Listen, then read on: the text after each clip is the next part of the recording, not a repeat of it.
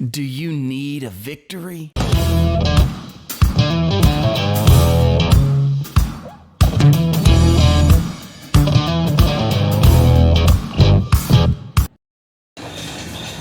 Hey everybody, welcome to The Whole Truth, where I am taking you through the entire Bible from Genesis all the way to Revelation without skipping anything. And we are right at the beginning of the book of Joshua. We've seen as Joshua has taken over as the commander in Israel. He is going to lead the people into victory in Israel. And now, and then they sent spies into Jericho, and they were there with Rahab. And now we're going to see as Joshua takes the people, the couple of million people, across a raging river that is at flood state. If this sounds interesting to you today and you're intrigued by studying through the entire Bible, every chapter of the Bible without skipping anything, you can reach down and hit the subscribe button below. And if you would like to get the printable versions of these Bible studies that supplement, they don't replace, but they supplement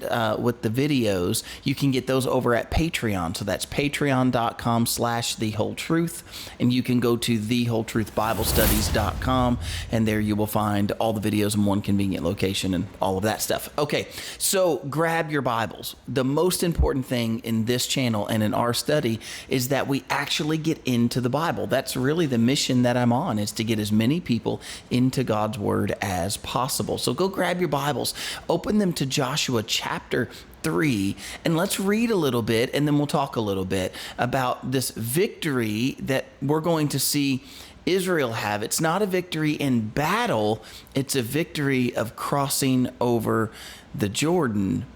But how do they get there? I'm going to show you. This is Joshua chapter 1. Let's read the first 5 verses. Then Joshua rose early in the morning and set out from Acacia Grove, and came to the Jordan, and he and all the children of Israel, and lodged there before they crossed over. And so it was after 3 days that the officers went through the camp, and they commanded the people, saying, when you see the ark of the covenant of the Lord your God, and the priest and the Levites bearing it, then you shall set from your place and go after it. And yet there shall be a space between you and it, about 2,000 cubits by measure. Do not come near it, that you may know the way by which you must go, for you have not passed this way before. And Joshua said to the people, sanctify yourselves, for tomorrow the Lord will do wonders among you. Okay, so we start out in these first 5 verses, and we see that Israel is on the other side of the Jordan. The promised land is across the Jordan. Israel is on this side of the Jordan, and they're going to camp there for the next 3 days.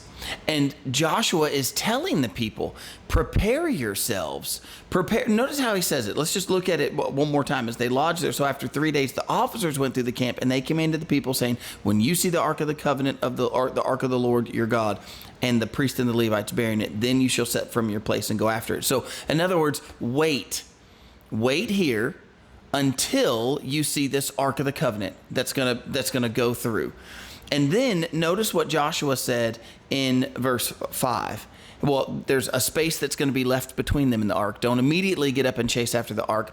Let the ark get past you by about 2,000 cubits. And then we see, and in verse 5, Joshua said, sanctify yourselves, for tomorrow the Lord will do wonders among you. So the commanders went through and told people. Joshua's going through and telling people, get yourselves ready, because God is about to do something great. Have you ever been in that position where you know that God is about to do something? You can feel it. You can feel his presence. This happened to us recently at church. We were at this new building, this new facility. It's a big facility, and we could feel the Lord's presence. The Lord is doing something among us. And we could see evidence of things happening, but we didn't exactly know what was next per se. And then the Lord started putting in our way the idea of opening a school, and not just opening any school, but opening a school that would be a ministry. It would be part of our ministry. So no tuition at this school. And this is, and a Christ-centered education. I mean, I say the no tuition part because that's the part that is so huge for us, is to take this undertaking of saying we are going to try to minister to kids of all ages all week long, put Christ in the center of their education. And so we begin talking about this, and we're talking with church leadership, and we're talking with those who are on fire for starting the school, and we're in these conversations on both sides, and the Lord is like raising people up, and it's like the groups are growing and the conversations are growing. And I was at church one morning, and there was a good friend of mine, and she said, it feels like when you're about to give birth. Now, I've never given birth, but I can tell you that I remember the feeling in my household when my wife was pregnant and she was about to go. And, you know, I've got my phone on call, on standby all the time, constantly watching for her. I didn't care what I was doing. I'd interrupt any conversation to answer it if it was her. Several times that happened. I'd be on the phone. I'd be like, yeah, are you ready? And she's like, no, just want to let you know I baked you some chocolate chip cookies. And I'm like, oh, okay, well, I got to go, though, because I'm working. And so anyways, there'd be like that type of thing happening all the time. Well, that's what it was like. There was this feeling like we're all on the edge of our seats, anticipating what the Lord is going to do. That's where Israel is. They can see the promised land, but there's this river in front of them. They've got to get across the river somehow.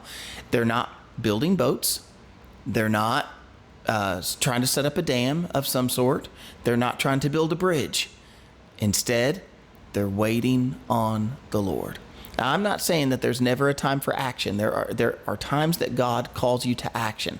There are also times that God calls you to wait upon the Lord. They're on this side of the Jordan, and it's time to be patient.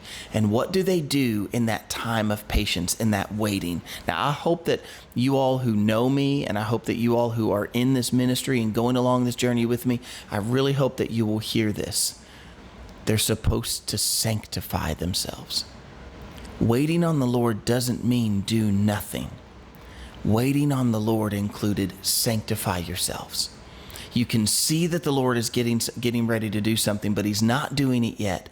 There's no call to action on your life just yet, but you can feel the birthing.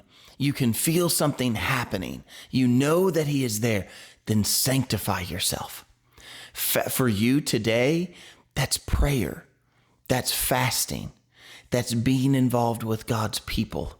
That is truly waiting on him, waiting for him to make the move. Friends, I can tell you this for certain. When God moves, you will know it. You don't have to go searching. Did God move? Was that the move of God? I think there is a misconception that God is like moving in these. We say it because it's true that God acts in mysterious ways, but that doesn't mean that he is necessarily always in the littlest tiny. I mean, he is in the littlest tiniest things, but that's not always the way he's acting. Many times God is acting and you know that he is acting. There are times in my life when I can say God moved there and I was a part of it. And so the first thing I would tell you is to say, when you wait on the Lord, sanctify yourself. Don't waste that time. That's not idle time. That's time for you to prepare yourself. And we'll see more of that in the following chapter. But for now, let's go on to verse 6. Then Joshua spoke to the priest, saying, take up the ark of the covenant and cross over before the people. And so they took up the ark of the covenant and went before the people. And the Lord said to Joshua, this day I will begin to exalt you in the sight of all Israel, that they may know that as I was with Moses, so I will be with you. You shall command the priest who bear the ark of the covenant, saying, when you come to the edge of the water of the Jordan, you shall stand in the Jordan. And so Joshua told the children of Israel, come here and hear the words of the Lord your God. And Joshua said, by this you shall know that the living God is among you, and that he will without fail drive out from before you the Canaanites and the Hittites and the Hivites and the Perizzites and the Girgashites and the Amorites and the Jebusites. Behold, the ark of the covenant of the Lord of all the earth is crossing over before you into the Jordan. Now therefore take for yourselves 12 men from the tribes of Israel, one man from every tribe, and it shall come to pass as soon as the soles of the feet of the priest who bear the ark of the Lord of all the earth, shall rest in the waters of the Jordan, that the waters of the Jordan shall be cut off, and the waters that come down from upstream, and they shall stand as a heap. I love this picture. Joshua is now telling the people who have been waiting on the Lord, what does he tell them? God is about to do a great thing among you. Here's what I want you to know, so that when we cross over, this is being done right now so that you'll know God is with you. And when we cross over, that God surely is going to give you the Canaanites and the Hivites and the Girgashites and the Jebusites and all the ites. He's gonna all that land that is over there and all those people that are over there, God is going to give them into your hand. And how can you be so sure of that? This moment right here. Let's not neglect where God has already brought us through, what God has already brought us through. The moment that you're in right now, for some of you, that might be a really hard moment. Remember that as God brings you through this, today is tomorrow's testimony. I just made that up on the spot. Y'all, that's not even in the notes. Today is tomorrow's testimony. That is for sure. Let the Lord work today. And how are you going to do that? Number one, you're waiting on the Lord. That's not idle time. You sanctify yourself. And then here's what you do. Watch for the ark. Let me say it this way. Watch for the Lord. Why can I say watch for the Lord like that? Because the Ark of the Covenant is where the Lord is. We just know that from what he told us in Exodus, what happened in Leviticus. The Ark of the Lord, that's where the Lord would be, in the middle of the tabernacle where the Ark of the Lord was. And in this case, it's interesting too that it's not the Levites that are to carry it. Normally the Levites, who are the helpers of the priest, they're the ones who carry the Ark of the Covenant. But today it is, in this story, it's the priest. Do you remember what a priest is? If God wants to speak to men, he speaks to a prophet. But if man needs to get to God, he goes through a priest. You see, it's the priest, those who represent the ones who take men to God, so to speak. When man needs to make an offering or a sacrifice or speak to the Lord, he goes to the priest. This is Old Testament. We don't need a priest anymore, an earthly priest, because we have a great high priest who is Jesus. And so here are those priests who are typifying Christ, holding the Ark of the Covenant, which is typifying Christ. And they're going to go, and Joshua tells them, when the soles of their feet touch the water, then the water is going to stand up as a heap. And this is what happens. When the soles of their feet touch the water stands up as a heap. It just stands up on its end. I mean, you can imagine this wall of water that's happening over here while the priests are standing with the Ark of the Covenant over here. And by the way, notice that the water doesn't recede first. The water recedes when the priest touch the water. There's an act of faith and obedience that's happening there within the priests, who have to walk up to the edge of this water, and then the water's still rushing, start to put their toes into the water, start to walk into the water, and then all of a sudden, can you imagine, like a bathtub that the drain has been opened, the water starts to go down. I'm sure that there was a miraculous feeling and a supernatural feeling in that moment as that began to happen. And they begin to, I bet tears were streaming down their face, and they're beginning to walk out into the middle of the Jordan, and the Jordan River is standing up on its end. And you can imagine the bustle of the people as they're getting ready to see this. So let me give you the second thing. Watch for the Lord. This is the practical application for you and I. We wait on the Lord and we watch for him. We're vigilant to watch for where he is moving, what he is doing. And that's where we want to be. It's not always about creating a new thing, even though this is a new path that Israel is going to go on. I mean, that's what Joshua even said. Wait on the Lord, because you've never been here before. Wait to see where he sends the Ark of the Covenant. That's what you're waiting on. You're waiting on the Lord and you're watching for him. But when you see him, that's where you go. I remember here recently at Asbury College here in Kentucky, where I am, there was a revival that broke out, and I went to go to that revival. And somebody said to me, well, why are you going to go to the revival? Why are you going to that? And I was like, I want to go. And they were like, well, I mean, are you going to speak there? Are you going to do anything there? And I was like, I don't think so. I mean, I don't know, but I don't think so. Well, why are you going? Is there going to be a band there? Is there somebody playing there? Somebody you want to hear? No, I don't think there's anything like that happening. Why do you want to go there? Because I heard that the presence of God was there, and I wanted to be a part of that. You know, I can tell you that there are many people in my church, even right now, and I say my church not as ownership, but in the sense of like, if I was to say like my family, like the people that I belong to, that's what I mean when I say my church. Just want to preface that. I know I'm a pastor, and so I don't want it to seem like I think ownership there. Jesus owns the church. Jesus owns me. I'm just a part of what he's doing. And so at my church, though, there are many people who are there because they have felt the presence of God. What a great reason to be at a church, because the presence of God is there. And you're feeling that, and you're hearing that, and you hear about that, and you want to be there. You're seeing that, and you want to be there. This is why many people followed Jesus when they saw the miracles that he was doing. They wanted to be near God. That's what we need to do. Wait on the Lord, watch for the Lord. And then there's this last part. Pick up with me in the rest of the story as we get into Joshua chapter 3, and now in verse 14. So it was when the people set out from their camp to cross over the Jordan, with the priest bearing the Ark of the Covenant before the people.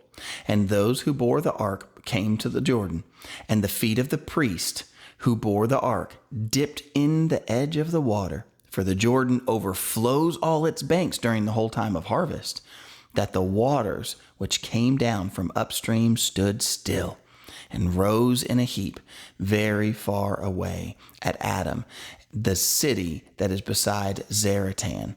And so the waters that went down into the sea of Arabah, the salt sea, failed and were cut off, and the people crossed over opposite Jericho. And then the priest who bore the Ark of the Covenant of the Lord stood firm on dry ground in the midst of the Jordan, and all Israel crossed over on dry ground until all the people had crossed completely over the Jordan. Just like God had said it was going to happen, it happened. The priest carried the ark. They stood first they touched the edge of the water, and the water begins to stand up. The priests go out to the middle of the Jordan. They're standing in the middle of this river bed on dry ground. Just like what happened with Israel when Israel was delivered out of Egypt. Now, as they go into the promised land, God is performing a similar miracle. They're crossing this great river with millions of people. Just like the Lord had parted the Red Sea and they went across on dry ground. Now the people 40 years later are now walking across on dry ground. But this time it is because they saw the Ark of the Covenant, where the Ark of the Covenant went. And that is where they followed. You see, friends, there's one last thing that I want to give you. It's wait on the Lord, watch for the Lord, follow the Lord. When you see him moving, go there. When you see him moving in your life, go there. As a matter of fact, let me say it this way. If you continue to keep doing the thing, going to the place, going to the same situation where he's not moving, why would you continue to keep going where he's not when he's calling you to follow him where he is? All of the people crossed on dry ground in this miracle because they went where God was. Not because they built a bridge, built a boat, or built a dam. They crossed because God was doing something, and they went where he was. What a lesson for you and I. Go where God is moving. Follow him there. You know, there could be some in Israel who would say, some Israelites who would say, you know, it's fertile ground on this side. We've already got 2.5 tribes over here. This is where we need to be. We're going to stay right here. We're going to stay in the 2.5 tribes that are going to stay on this side of the Jordan. We're not going to cross. Can you imagine missing the miracle, watching as others would cross over? And yet, how many of us do the same thing? If you want victory in your life, you've got to wait on the Lord, watch for the Lord, and then follow him. That's the whole thing, is to follow after Christ, to follow after him, to run after him. Friends, if I see the river standing up on its end, I don't want to be scared of that. I want to run right through. And that's the whole thing. You see, if I want to see victory, I have to, after waiting on the Lord and watching for the Lord, I have to take this final step. I love that the last verse, this chapter closes with, and all of Israel went across. Everybody was able to cross. What a victory. Friends, if you need victory, wait on him, watch for him, and follow him. I don't know what thing you might need victory in your life, but I'm trying to tell you that, number one, sometimes our own efforts are not going to get us there. And sometimes waiting, by the way, is the hardest. Watching. It's so good to watch when you see the Lord moving. Sometimes it's hard to watch when you're still waiting. And it's hard to see when you're still waiting. God calls us to wait and then watch, but then when we see him move, we have got to act. We have got to follow. You know, I'll just use another example again, for myself, that I've seen in our church. We've seen the Lord moving in miraculous ways, and yet every time the Lord moves, I've watched as some step away and watch from a distance as God continues to move. I've seen this in so many ways, but I'll just use the building that we've moved to as an example. We were in this small little building. Well, we were in a warehouse. We were gifted a building. The Lord grew the congregation there, and we just outgrew the space. I mean, we were on the verge of going to a 4th service on Sunday mornings because the building was so packed. We were packing the building out twice. On the 3rd meeting, we were filling up again, and so we're on the verge of going to a 4th meeting at our building, and the Lord provided for us this giant building, and we lost a few people. I'm telling you, when I say the Lord provided, I'm telling you, like, he provided in a huge way, this gigantic building, and we lost people. We lost people from our congregation. We lost people from our midst who said, no, they didn't feel like we should go to that building. We prayed, y'all, as a congregation. We came together and we prayed and we fasted. We ended our fast with a thing that we called the Lord's Supper, which was where we had a big supper together, and then we commemorated the Lord's Supper. We broke bread and took communion together as a breaking of our fast. We prayed. We sought the Lord diligently, and we came together and said, okay, what do we feel like the Lord is telling us to do? And we were united in this idea of the Lord is calling us to go here. It's the only thing that makes sense. And yet there were still some that stood afar off and said, no, we're not going to go. And, you know, I think back to those moments of the things that God has brought us through. And then now, where I am right now, there are new challenges in front of us. And whenever those new challenges come up, I keep reminding our people, I keep reminding myself, the Lord didn't bring us this far to fail. I can think back to those things he's done, but I can think back to those things he's done because when he opened a door, I walked through it. And I know sometimes it's hard to see if this is a door or not. Sometimes it's hard to tell if it's a blessing or a test. I get that. But friends, when we see the Lord moving, we've got to follow him. That's where the victory is in following him. Well, I hope you've enjoyed today's video, and I hope that you'll come back tomorrow as we get into Joshua chapter 4. I'll see you then.